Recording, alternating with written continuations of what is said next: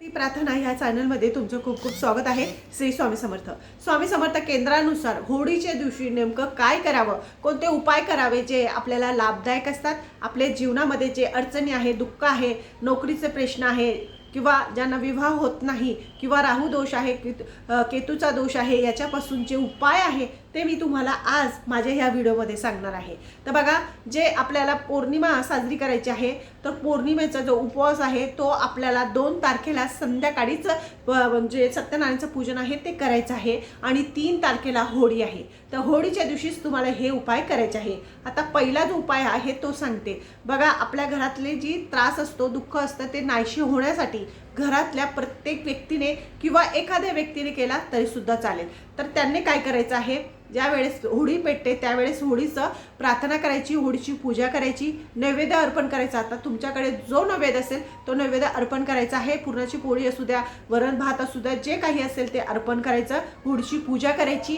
होळीमध्ये तुम्हाला गाईचं तूप, 11 लवंगा, 7 बताशे आणि 5 विड्याची पानं टाकायची आहे आणि एक नारळ किंवा गोटा म्हणजे वाटी टाकायची आहे आणि ते होळीला अर्पण करून प्रार्थना करायची की माझ्या घरातली इडा पिडा दुःख नाहीसे होऊ दे, अशी हा एक उपाय आपल्याला करायचा आहे। दुसरा उपाय आता सांगते, आपल्या घरामध्ये सुख समृद्धी नांदावी याच्यासाठी की ज्या दिवशी होळी पेटते त्या दिवशी होळीला 11 प्रदक्षिणा माराव्या आणि गाईचं तूप टाकायचं आहे, गाईचं तूप टाकायचं आहे आणि नारळ त्यामध्ये टाकून द्यायचं आहे। असं केल्याने तुमच्या घरामध्ये सुख समृद्धी नांदणार। तिसरं तुम्हाला सांगते की बघा, ज्यांना भरपूर प्रमाणात त्रास आहे की खूप त्रास होतो, बाहेरच्यांपासून होतो, घरातल्यांपासून होतो किंवा ऑफिसमध्ये किंवा व्यापाराच्या ठिकाणी तुम्हाला जर खूप प्रमाणात त्रास असेल तर तुम्ही हा उपाय होळीच्या दिवशी करायचा आहे। काय करायचं, काळ्या कलरचा एक कापड घ्यायचा, त्यामध्ये तीळ भरायची, थोडीशीच घेतली तरी चालेल, काळ्या कलरची तीळ टाकायची, त्याला गाठ मारायची आणि ते होळी ज्यावेळेस होळी पेटते म्हणजे ती खिशात ठेवायची, आपल्या खिशात ठेवल्यानंतर ज्यावेळेस होळी पेटते त्यावेळेस होळीमध्ये टाकून द्यायचं। असं केल्याने तुमचा जो त्रास आहे तो तुम्हाला होणार नाही। कोणापासून बी जर तुम्हाला त्रास होत असेल तो त्रास बिलकुल होणार नाही। हा सुद्धा उपाय तुम्ही करून बघायचा आहे, तुम्हाला अनुभव आल्याशिवाय राहणार नाही। दुसरा आता मी तुम्हाला सांगते की बघा, ज्या दिवशी होळी पेटते त्याच्या दुसऱ्या दिवशी आपल्या घरामध्ये नजर दोष आहे, नजर दोष असेल किंवा भूत भूत भूत भूत प्रेत असेल म्हणजे भूत पिशाच, नजर दोष किंवा बाहेरील करणी बांधा हे होऊ नये याच्यासाठी तुम्हाला सांगते, जी राख असते होळीची ती अतिशय पवित्र झालेली असते। तर त्या राखेमधून थोडीशी राख आपल्याला दुसऱ्या दिवशी आणायची, त्याच्यामध्ये राई मिक्स करायची आहे, राई होळीची राख राई मिक्स करायची आहे आणि मीठ, खडे नमक असतं ते मीठ करायचं, त्याची एक अशी पोटली तयार करायची, एक पोटली आपल्या घरात ठेवायची वर्षभर, दुसरीची छोटंसं आपल्याजवळ ठेवायची। याच्याने भूत प्रेत, नजर दोष, करणी बांधा किंवा जे तुम्हाला काही त्रास होत असेल तो होणार नाही। हा उपाय खूप श्रद्धेने करायचा आहे।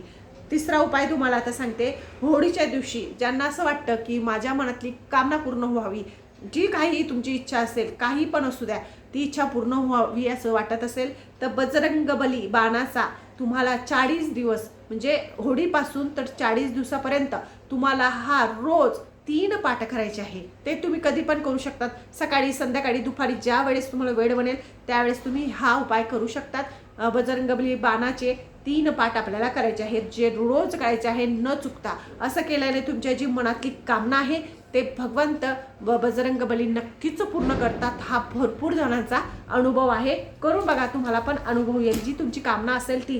तर आता तुम्हाला चौथा उपाय सांगते, तुमचं बिझनेस असेल, बुटीक असेल, पार्लर असेल, छोटं मोठं दुकान असेल, काहीही व्यवसाय असणार तर त्या ठिकाणी तुम्ही काय करायचं आहे, होळीच्या दिवशी 21 गोमती चक्र घ्यायचे आहे, गोमती चक्र 21 घ्यायचे, महादेवांच्या मंदिरात जायचं आहे, संध्याकाळच्या टायमाला महादेवांच्या पिंडीवर ते अर्पण करायचे आहे, भगवंतांना प्रार्थना करायची आहे, त्या ठिकाणी नैवेद्य वगैरे घेऊ जाऊ शकतात, प्रार्थना करायची भगवंतांना, महादेवांना की माझी बिझनेस चांगला चालू द्या, माझं उन्नती होऊ द्या, कीर्ती होऊ द्या, वैभव वाढू द्या, असं म्हणून ते गोमती चक्र 21 गोमती चक्र त्या महादेवाच्या पिंडीवर अर्पण करायचे आहे।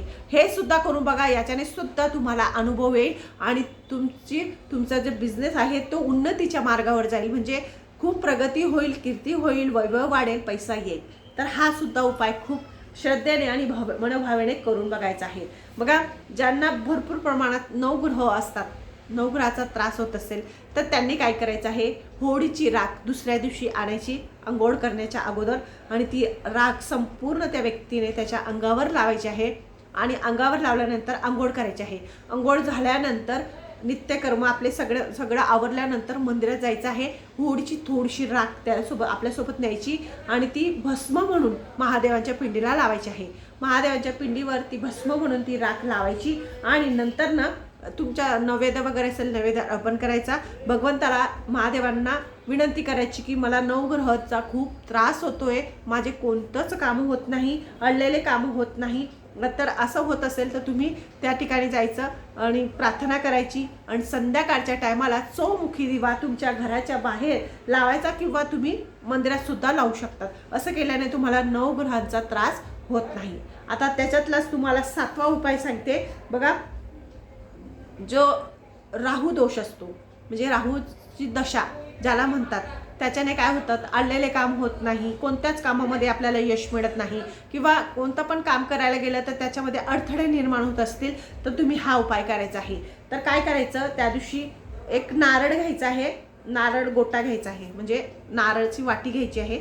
त्याच्यामध्ये आपल्या घरातलं गोडे तेल घ्यायचं आहे, गोडे तेल भरायचं आणि ते गोडे तेल घेतल्यानंतर त्याच्यात थोडंसं गूळ टाकायचा आणि ती वाटी जी असते तेल भरलेली, ती 7, ज्या माणसाला राहू दोषाचा भरपूर प्रमाणात त्रास आहे त्याच्या अंगावरून 7 वेळेस उतरवायची.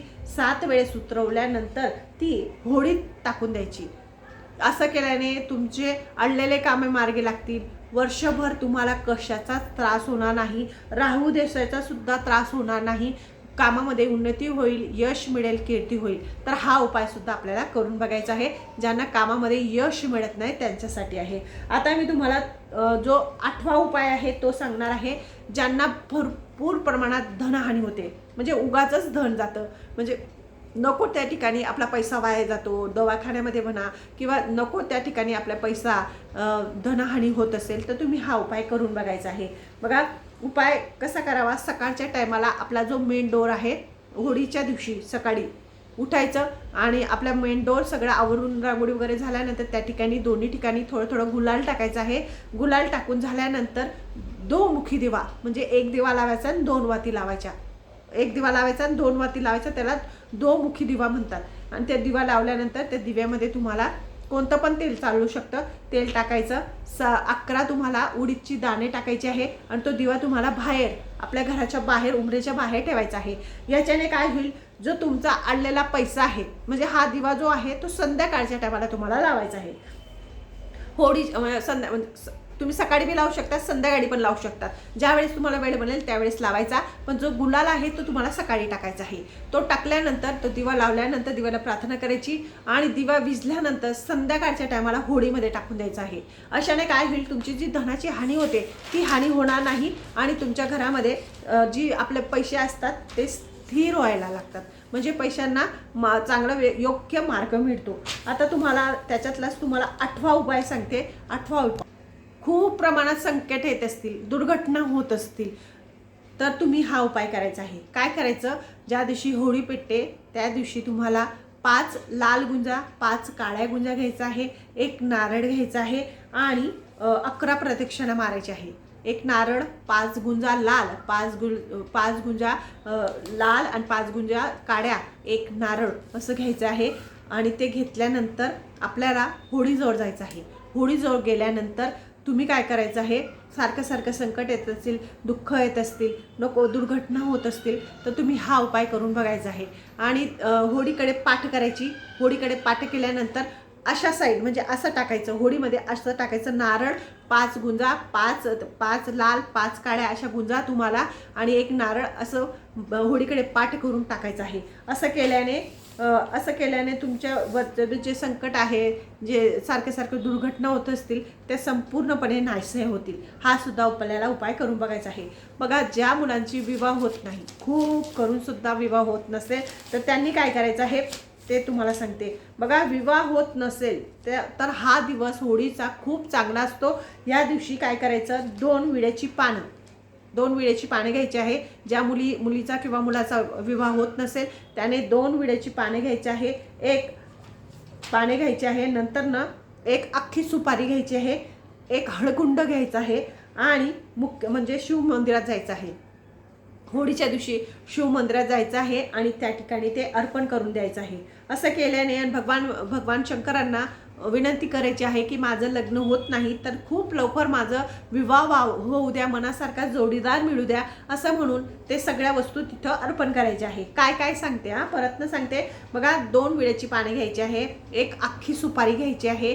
1 हळकुंड घ्यायचं आहे आणि ते सगळ्या 3 वस्तू घ्यायच्या हातात.